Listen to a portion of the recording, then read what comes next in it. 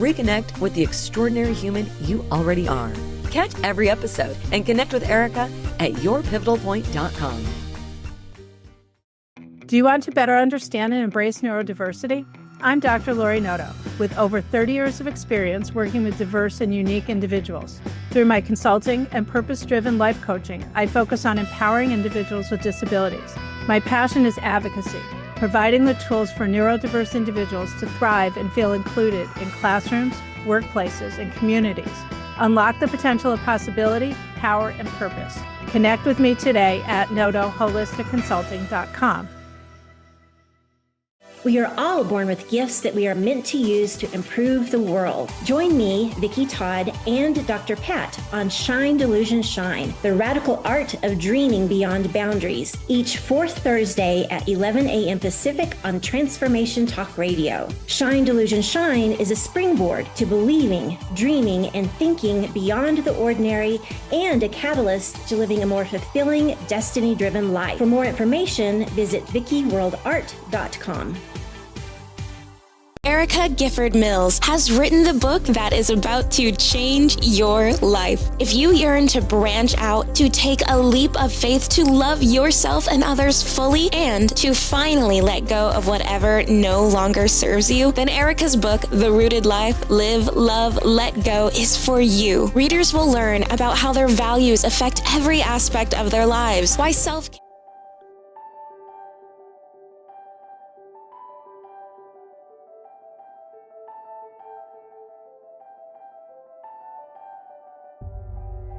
Welcome to Our Soul Whisper with Kathy Belmont and co-host Dr. Pat, a sacred space for self-discovery, healing, and transformation.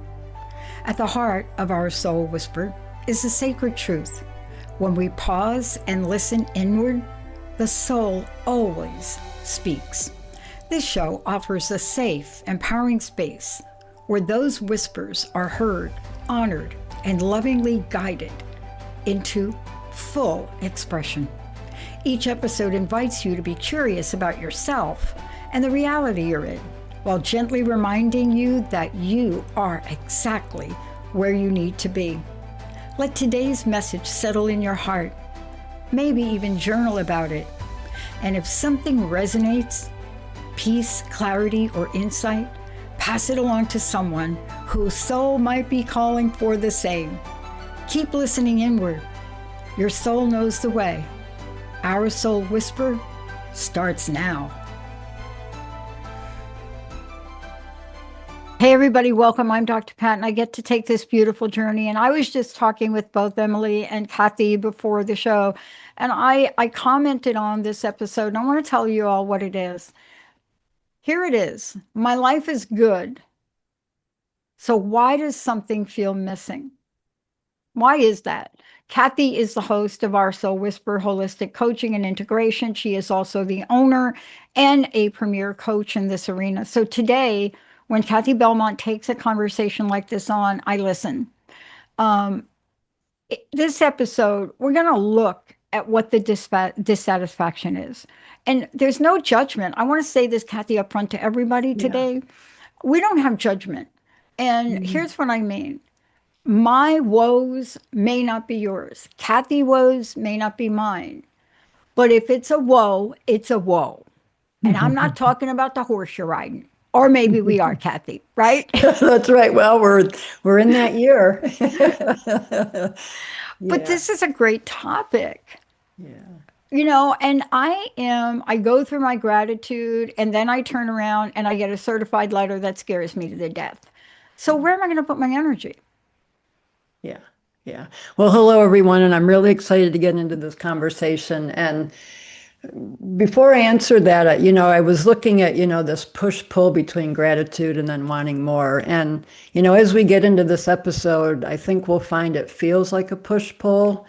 However, it can be an and, feeling that gratitude, feeling, the blessings in your life and honoring that part of us that's, what's missing or what's wanting, what are we wanting more in our life? And so it's really looking at that and where do we want to put our energy? And I think a lot of what we can look at is getting clear about what is that part of us that feels something is missing, or that just feels that, there's something in me that wants to be expressed that I just don't know how, don't know what that is, or how to really bring it to fruition. So it's really, looking at those two pieces and how we can bring them together. Yeah, we do have to bring them together, or we do have to come to some place, don't we? And I want to just talk about this for a minute, because you are a premier coach. So therefore, you get to be in front of a number of different people that teeter-totter on this. My mom used to refer to situations like this as thin ice. You ever have that expression where you feel like you're walking on thin ice? Some people say eggshells. But this dance that happens between, man, I have a great life, but ... That's a dance. And it isn't ballet for me. Yeah. Sometimes it won't. Yeah, it doesn't feel that graceful, does it? No, it doesn't. We can go between this reluctance to change and then feeling content, and really want to look at, contentment. And it can be in a certain area of our life. We can look at different pieces and just say, I really feel content. And it comes from a place of peace.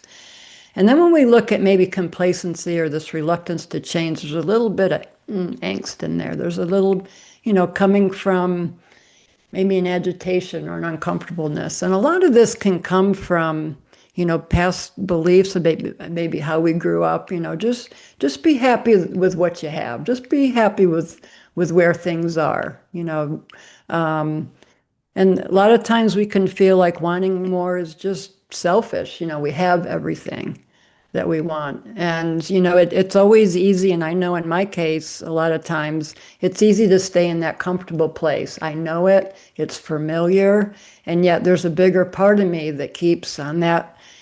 Keeps nudging me, saying, Kath, there's something more that wants to be expressed. And then, along with, this reluctance, we look and, we look at things and we don't want to make it this big dramatic thing. Like, why would I want to change now? Or maybe looking at relationships, well, no relationship is perfect. So really wanting to keep a status quo and being, what would it be like if I stepped into this missing? And so really looking at what's behind that change and, what is it coming from? A lot of us are coming from that I need to change because, as opposed to, there's really something in me that there's a creative part of me that I really want to express. There's a real feeling there. You can feel, I need to do this. And, there's something in me that just wants to come out. If, the listeners can feel the difference, there's a softness in the second one. There's there's not the angst of I need to, which can be, ego driven and coming from this place of I got to get there. Yeah. Just being curious about that. Yeah. And let's talk about this for a minute, because there is confusion, and I would love to hear your thought on it, especially about the difference between complacency and contentment. I think that conversation is a big one, and, having to understand it and pinpoint it. I was talking to a friend of mine actually today, and we were having a chit chat. She asked me for advice, and I said, don't avoid that situation. I mean, there's only so, and I wasn't kidding about the certified letter. What I said to her was, go get the mail person, get the letter, because the letter is not going to go away. These are things you have to face. So sometimes we get into this very static mode, which then turns into avoidance, which then turns into avoidance of growth all along. Talk to that, if you would, because is that a key factor in this dance we're doing? Most definitely. And Dr. Pat, when you were talking about, the first thing that came to my mind are, relationships. There's something, we're in a relationship, any type, where there's something that needs to be said, and we know it does, or communicated or shared, and we don't do it. And it can become a preventative for growth on a lot of levels and a lot of places, as far as with ourselves, obviously, and also maybe the other person or people involved. You know, when we take that step to speak to something, it allows the other person to open up and say that as well.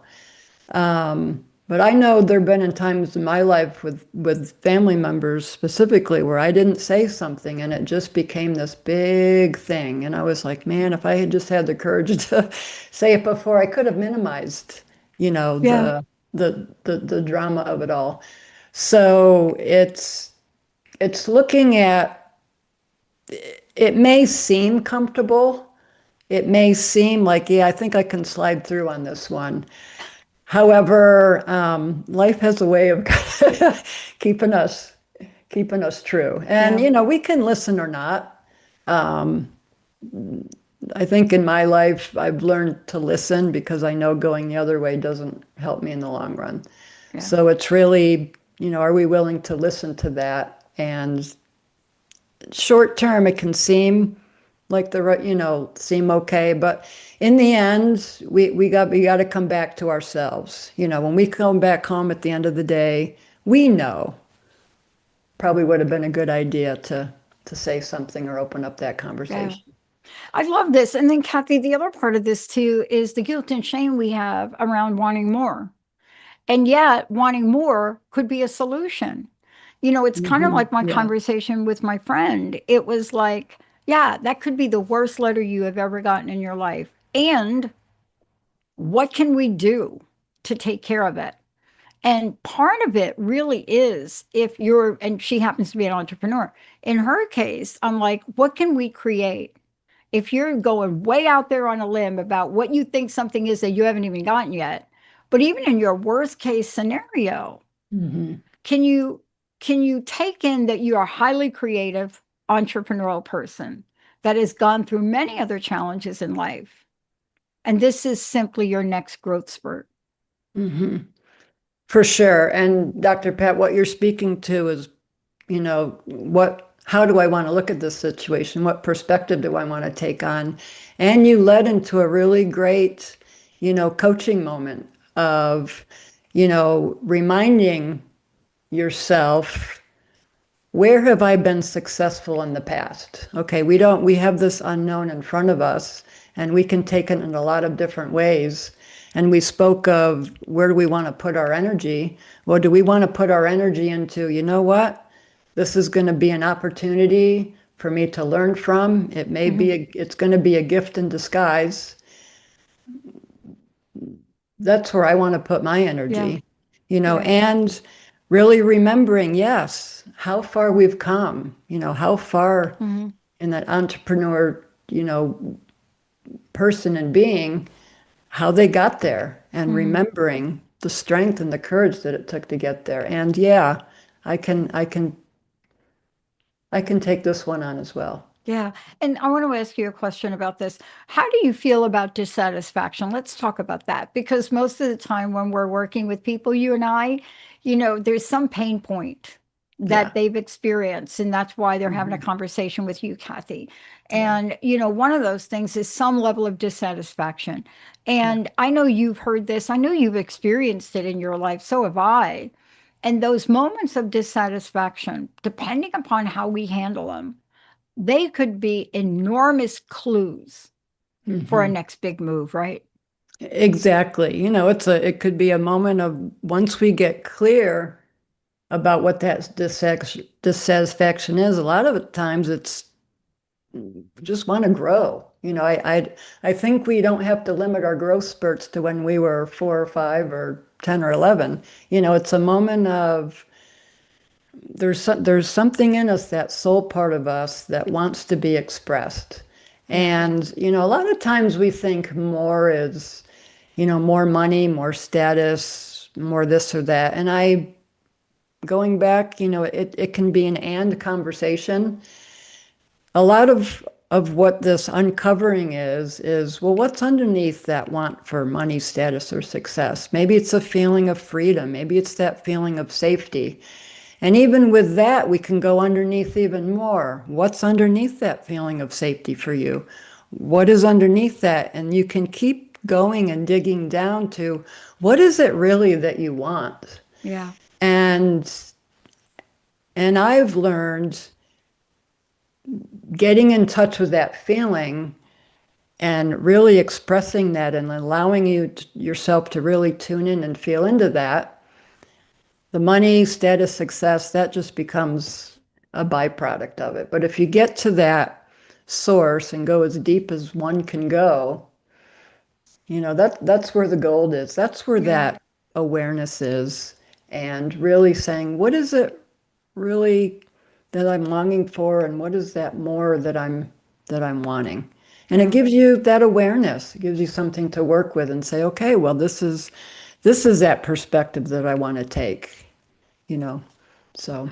Let's talk about this. I want to ask you a question. Does any of this or all of it build capacity? And what I mean by that is the capacity for us to hold on to the vision of expansion and growth, whether it's personal, whether it's business, whether it's family, whether it's relationship, it doesn't matter. But how do you help your clients in this case build capacity? Because I know one thing for sure, our minds are the great disruptors. They're the great saboteurs. Yeah. They create a battle in the mind that without help, and I get outside help for me, I always have. But without that becomes a sabotage moment that I don't think anybody really wants to experience. Do you? No. And a lot of it is in the coaching process is allowing you to get those thoughts out of your mind to share. A lot of the coaching is 80% of the client, you speaking, and I as the coach doing that presence and listening and asking those questions. And so it's really a moment to hear yourself and what you're saying. There could be a situation where we take something on, it's something that we're really wanting to do, and we overcommit. And then we get overwhelmed and say, see, I knew that was too much. I knew this wasn't going to work. Mm-hmm. Or we stay in this learning mode, which is beautiful and awesome. And there's also that point energetically where we can feel, okay, now there's a time to take a step. So, we kind of stay in the same mode.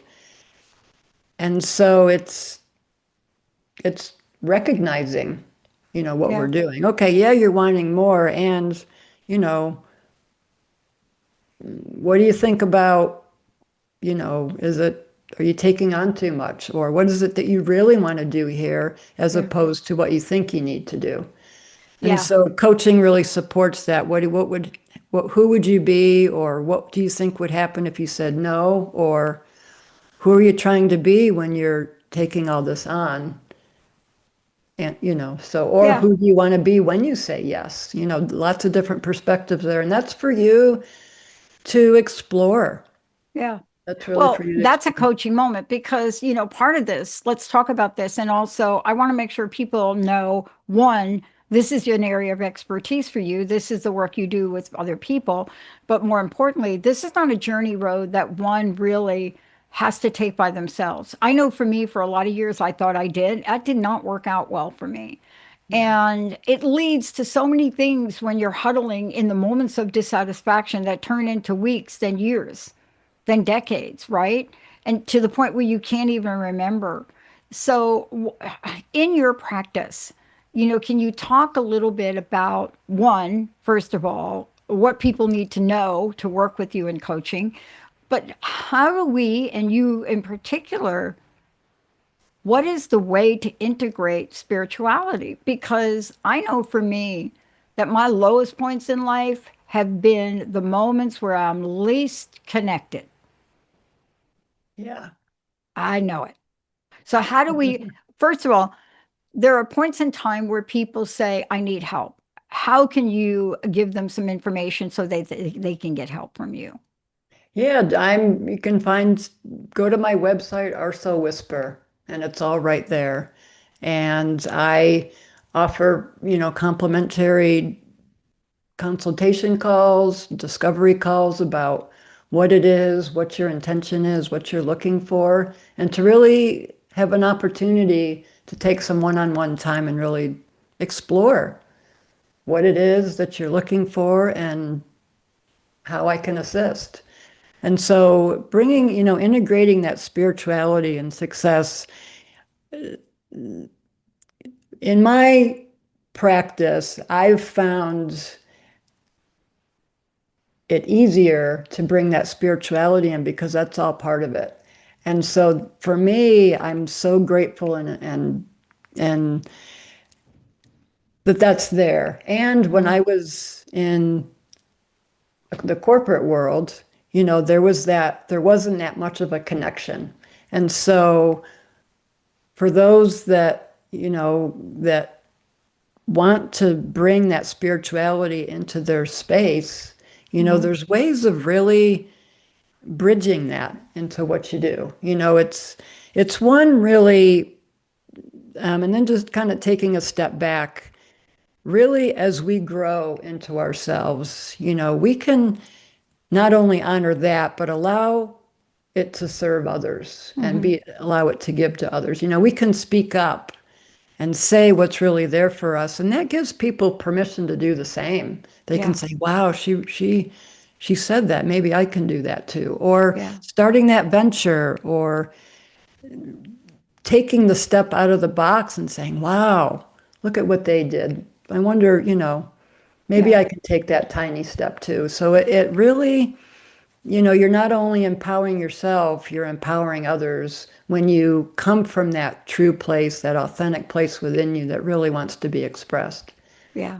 And bringing that into, professional spaces, where, maybe when you make a decision, bring some reflection into that. Or, when you're, allow, the integrity and allow the impact of things work alongside the profit of a business. So it can really be in alignment. Or when you're signing a contract or looking something over and it says, hey, it looks great, but inside you're like, something doesn't seem right. Maybe that's a moment to say, I'm going to stop, pause. What's the next step here? Maybe there's an additional question I need to ask. But those are those subtle moments that spiritual coaching can really get you in tune with, and how it can really bridge, into your, in this example, your career or your profession. So to really bring those closer together, they don't have to be, you don't have to live a separate spiritual life from your work. Yeah. And I think part of this too is, when we talk about a spiritual life, what we're talking about is just a broad realm, a vast realm of various spiritual practices that one can do. And, when I give a keynote, especially if it's a spiritual one, I call myself a spiritual hitchhiker. And, the look on people's faces is a little bit, and then I have to walk it back and say, but what the key thing here is I use the word spiritual because I can't imagine living my life without knowing that I have to go to spirit before to go to anything else. And I think that's part of the conversation. So, let's talk about what if wanting more is that invitation. Coming from that spiritual place, it's an invitation to look inside and see what more of me is wanting to emerge and grow here. And, one of the things I wanted to clarify too about spiritual life coaching, because I get a lot of questions about what's life coaching and, what is spiritual life coaching. And it's, when we say spiritual, it's not a religion. It's, you can bring in elements of whatever that is for you, whatever your beliefs, your strength that you find in that. It's really about asking yourself, what part of me wants this becoming? It's going to that inner voice, that inner intuition, and bringing that element into the coaching. Life coaching may not bring that in, but those wanting to bring that peace in with them, that kind of that deeper inner grounding piece into the conversation. That's what we're talking about. So I really just like to clarify that for people to really understand what it means. And it's really, it's client-led, client-driven, whatever that piece is for you. That's what we work with. That's what we bring into the conversation. That's what we bring into the partnership. You know, Kathy, before there was, quote, religions, there was only spirituality. And it didn't matter what your spiritual preference was.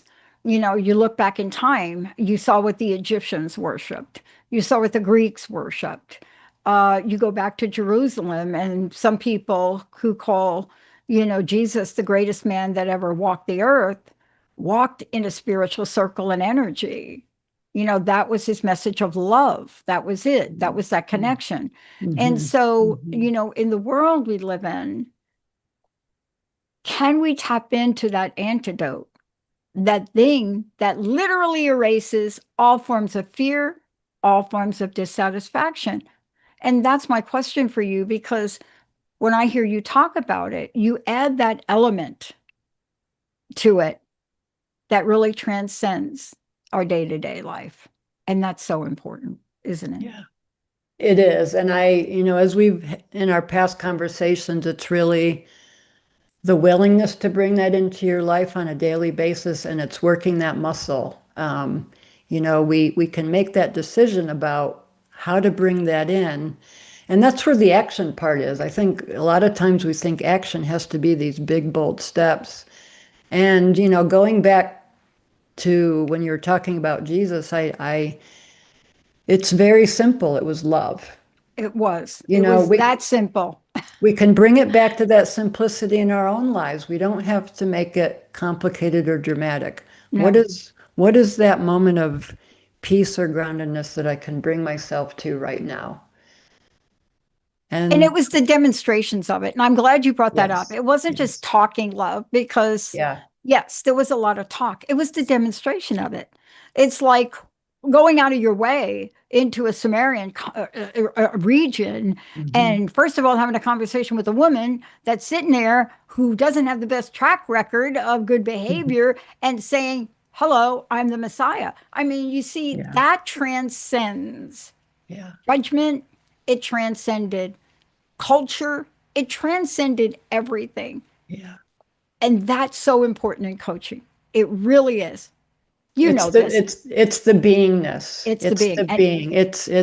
It's turning it around from being to being, doing, expressing. But it's that beingness, and that's the core that you really, you know, I assist clients in getting to, because that opens up so much awareness, and it gives them that clarity to take that next step.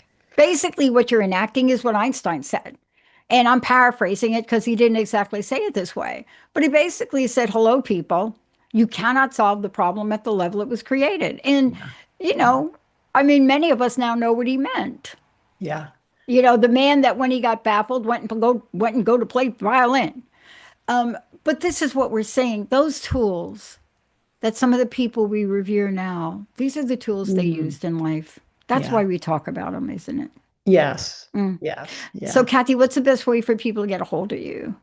Yeah, oursoulwhisper.com. And again, I'm just so happy to connect with you, to work with you, and just walk along with you as you open up and just want to take that next step, making that decision for yourself. That's really the power, making that decision for yourself, saying, I'm gonna do this. Yeah. And I want to just tell everybody, if you're like in the space, the way we introduced the show, my life is good, so why does something feel missing? If you even resonate with that energy, get a hold of Kathy, because that is not the dedicated place we were supposed to be living in. Thank you, Kathy, for everything. Yeah. Thank you. Thanks for everyone. Thanks, everyone. Thank you all for tuning us in, turning us on. We'll see you next time. Thank you for listening to Our Soul Whisper with Kathy and Dr. Pat. Tune in every first and third Wednesday at 11 a.m. Pacific on TransformationTalkRadio.com, and subscribe so you never miss an episode. Take a moment now to breathe in and reflect on today's message. If it brought you peace,